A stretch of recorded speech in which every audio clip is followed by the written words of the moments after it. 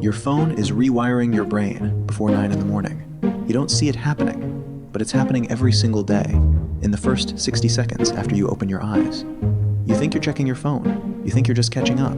But actually, you're hijacking a biological process that took your ancestors thousands of years to build. Here's what most people believe. They believe the phone wakes them up. Grab it, scroll, feel alert, start the day. Simple cause and effect. But that belief is backwards. Your brain doesn't need a screen to wake up. It has its own alarm system, and it's already running before your alarm even goes off. Neuroscientist Clemens Kirschbaum spent decades studying something called the cortisol awakening response. In plain English, this is a natural spike of the stress hormone cortisol that your body releases in the 30 to 45 minutes after you wake up. It's not random. It evolved for a reason. Your ancestors needed a jolt of alertness right at dawn, because dawn was dangerous. Predators moved at first light.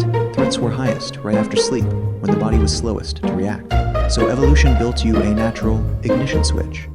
Now here's the twist. When you reach for your phone, the moment you wake up, you're not supporting that natural spike. You're hijacking it. You're taking a hormone system built for scanning the horizon for danger and pointing it at a feed built to simulate 100 tiny dangers a minute. A notification, a message you haven't answered, a headline designed to alarm you. Your ancient alertness system fires directly into modern anxiety, and it happens before your feet even touch the floor. This is where dopamine comes in. Dopamine isn't the chemical of pleasure. It's the chemical of anticipation. Psychiatrist Anna Lembke, who studies addiction at Stanford, explains that dopamine spikes not when you get the reward, but right before you get it. That's why the scroll feels compulsive. Your brain isn't chasing satisfaction. It's chasing the next flicker of maybe. Maybe there's a message. Maybe there's good news. Maybe something changed while you were asleep. And because your phone can deliver an infinite stream of maybes, your dopamine system never actually settles. It just keeps reaching. But there's a second cost, one most people never even notice. Organizational psychologist Sophie Leroy calls it attention residue.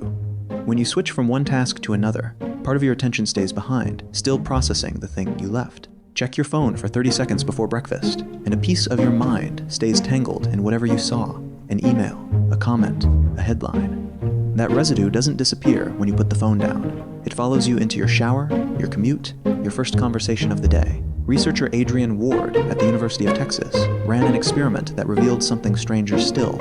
He found that simply having your phone nearby, even turned off, even face down, measurably reduced people's ability to think clearly and solve problems. Not using it, just having it near.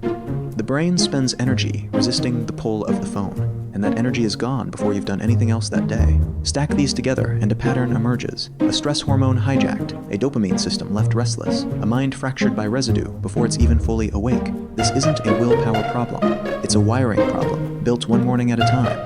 And here's the modern mirror. Your ancestors woke up scanning the horizon for a real threat, resolved it, and moved on. You wake up scanning a screen for 100 fake threats, and none of them ever resolve. The scan never ends, because the feed never ends.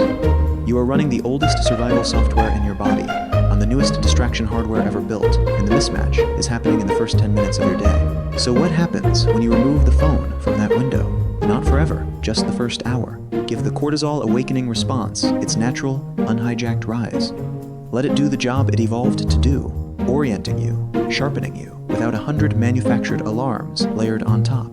Give your dopamine system a morning with no infinite scroll to chase, and it recalibrates faster than you'd expect.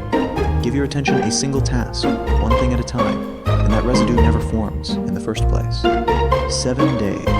That's the window where a new pattern starts to override an old one. Not because the science says willpower gets easier, because the biology underneath it changes. The stress response settles into its natural rhythm. The dopamine baseline resets. The residue stops accumulating before it starts. You think checking your phone wakes you up.